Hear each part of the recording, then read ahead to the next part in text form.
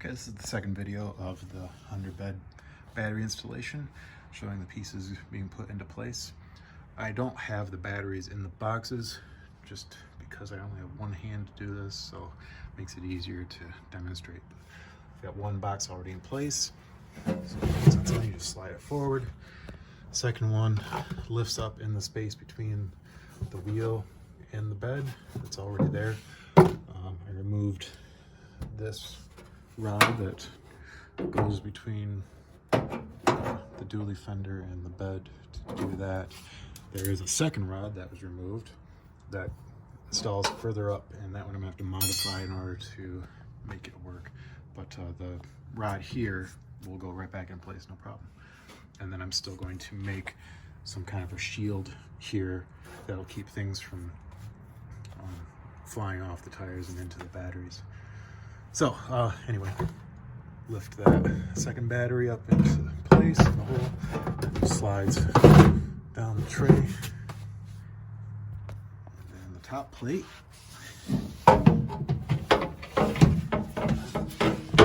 Simply slides across the top of the boxes. Again, easier with two hands. And I'll hold the camera.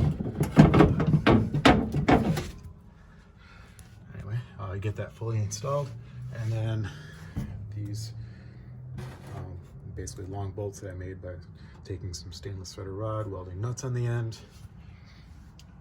That slides into the holes of the tray, go up through the hole of the top plate, and there'll be a nut on the top side, and then everything is secured. If I go underneath,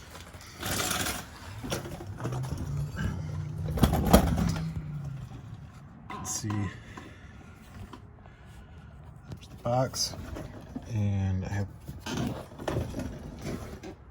plenty of room for working on the back side or the front side or whatever side it is to install the studs and battery cables. So plenty of room to work.